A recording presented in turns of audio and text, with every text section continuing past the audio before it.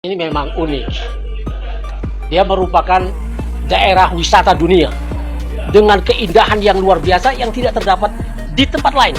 Pulau-pulau yang tersusun rapi dengan jarak-jarak yang sangat bagus, dan itu dengan biota laut dan terumbu karang yang luar biasa, dan seluruh dunia menginginkan itu lestari. Maka kemudian dibuatlah sebuah aturan dan Indonesia meratifikasi ini, di mana tidak boleh ada aksi penambangan di pulau-pulau kecil.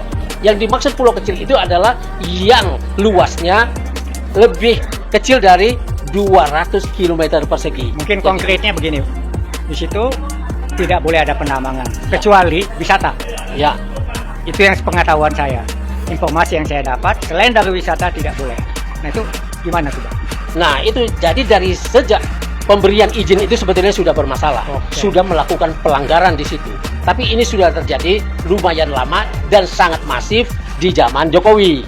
Di mana ini Jokowi lagi nih ya ya? di zaman Jokowi ini.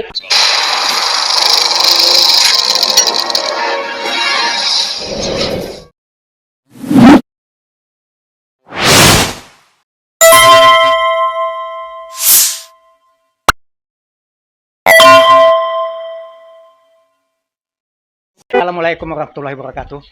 Bertemu kembali bersama kami UI Watch. Di samping saya, silakan Bang memperkenalkan diri. Saya Ishak Rafiq dari UI Watch dan alumni UI Bangkit. Juga tentu saja Direktur Eksekutif Masa Depan Institute yang memang kita biasa bekerja sama. Silakan, segitu aja perkenalan saya. Anda sudah mengenal saya di Future Channel.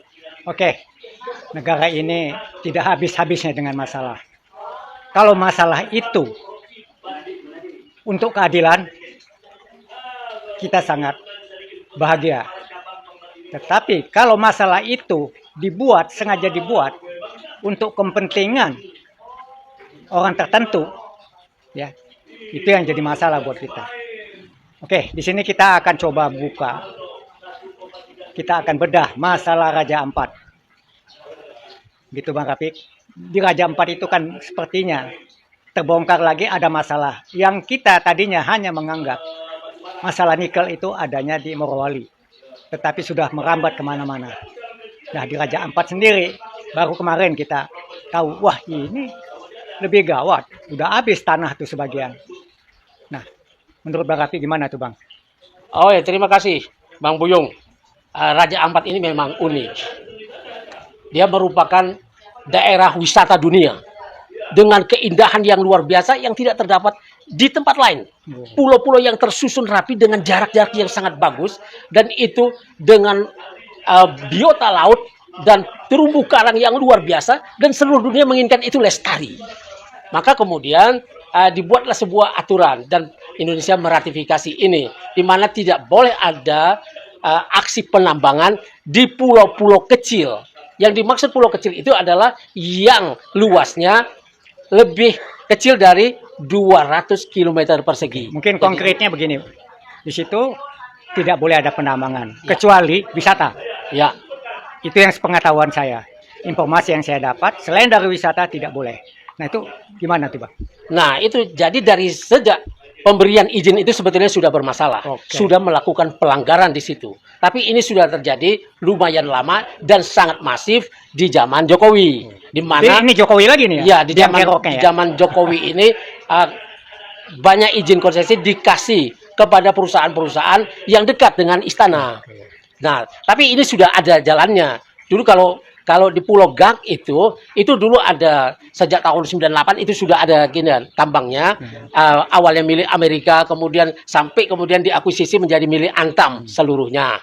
Dan di situ tambang-tambang yang lain ada juga yang dimiliki oleh orang yang konglomerat yang bermasalah, ya. Nanti kita terangkan ke situ. Ya, jadi ada sesuatu yang bermasalah kalau di PT Gak yang tidak dicabut izinnya ini dapat konsesi 13.000 hektar. Wah, udah benar tuh. Luas pulaunya cuma 650 tapi hektar. Konsesinya 2 kali lipatnya. Jadi ini sebetulnya pulau itu cuma 77 km persegi. Jadi dari sisi aturan ini sudah melanggar sangat luar biasa. Konsesinya lebih luas dari pulaunya. Jadi pulau sekitarnya bisa kena. Dan itulah yang terjadi, dan ini sudah merusak hutan. 500 hektar hutan sudah rusak oleh aksi penambangan di Pulau Gak. Tapi ini termasuk yang dilindungi oleh Bahlil Lahadalia atau pemerintah yang manapun. Bahlil bilang itu tidak dicabut tapi diawasi. Tapi 4 dicabut. Sepengetahuan saya itu kan di sana masyarakat adatnya kan Sangat kuat. sangat kuat ya. Nah, apalagi ada sekarang udah bupatinya juga udah tidak seperti dulu-dulu ya. Kita tahu lah kalau dulu-dulu tuh ya apa kata di atas. Tapi yang sekarang ini bagaimana bupatinya, bagaimana gubernurnya, dan termasuk pemerintah pusat. Menurut Abang gimana Bang? Kalau kita lihat, seperti saya bilang tadi, dari awal sudah bermasalah waktu memberi izin. Dan yang perlu seperti dipertanyakan tadi di luar oleh Bang Buyung, bagaimana dengan amanat Undang-Undang Dasar 1945 tentang ini? Ada pasal 33 Undang-Undang Dasar 1945 ayat 3. Bumi, air, dan segala kekayaan yang terkandung di dalamnya dikuasai oleh negara dan dipergunakan untuk sebesar-besarnya kemakmuran rakyat. Nah, apakah ini diterapkan dalam urusan tambang? Nah, kita sudah melihat bahwa tambang ini di Morowali saja kita lihat ya, itu tidak jalan Undang-Undang Dasar 45, di mana rakyat bisa diusir dari rumah-rumah mereka dan tenaga kerjanya pun didatangkan sebagian besar dari Cina.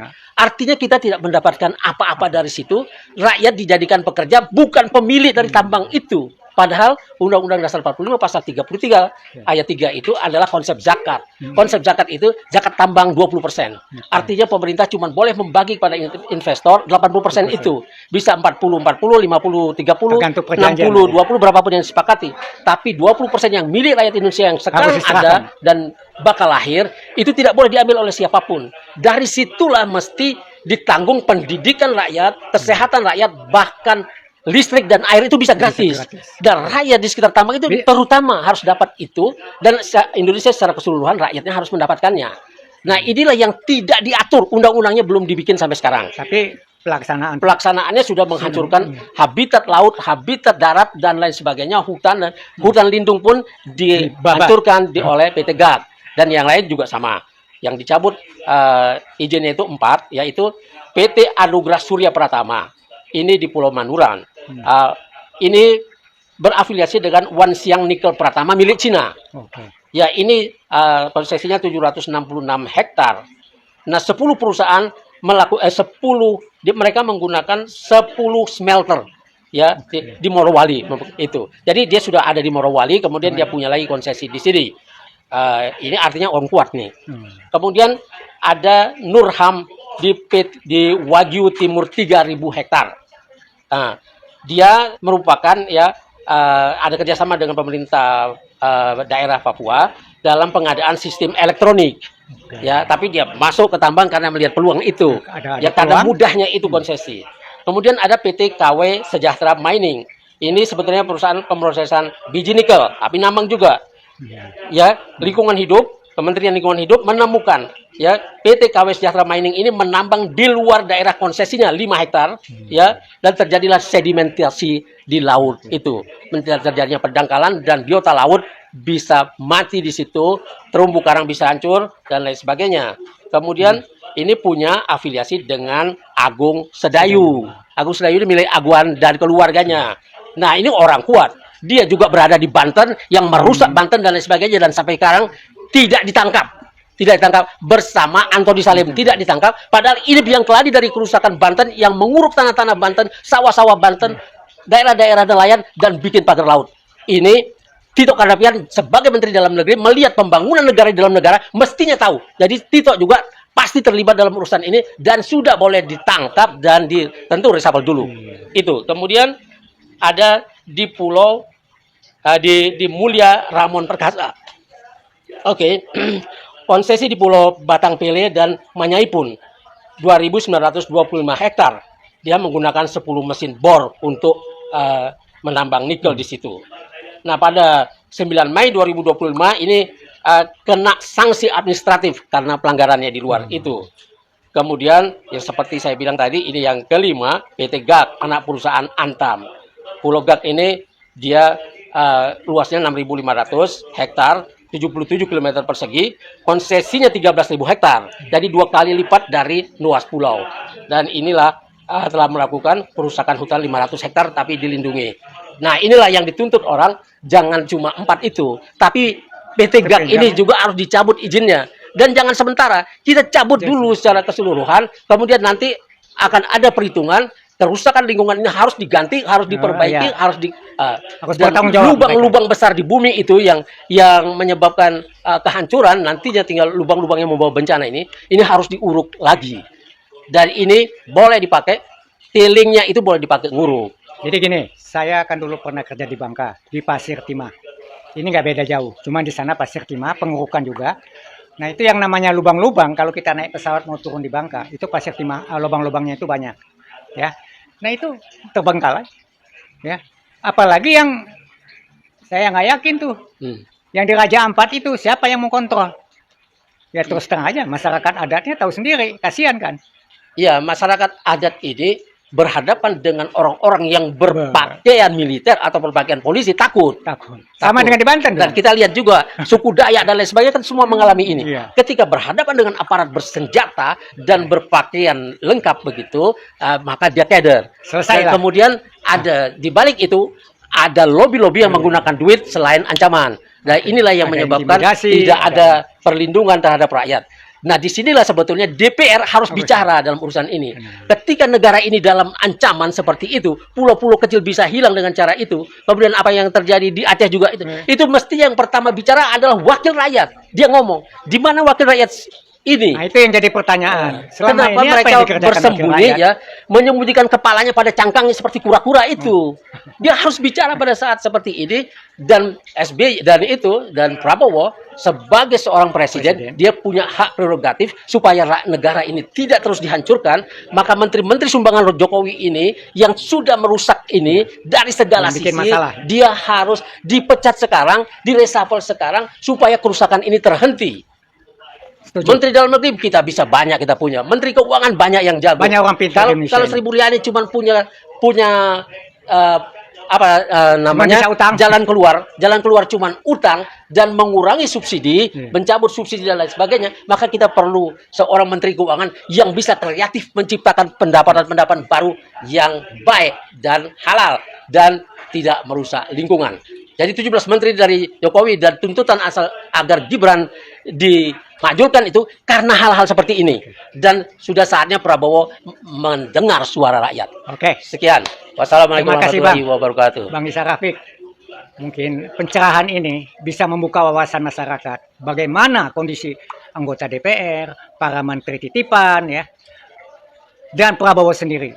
Jadi kita berharap Prabowo harus berani mengambil sikap, memecat semua atau meresafel lah menteri-menteri titipan tersebut. Karena sepak terjang mereka pada saat ini hanya merusak dan melanggar ketentuan. Akhirnya semua itu menjadi tanggung jawab Prabowo. Ya, dan ada hak prerogatif Prabowo untuk menggantinya sebagai presiden. Itu yang kita tunggu. Ya. Ya. Terima kasih.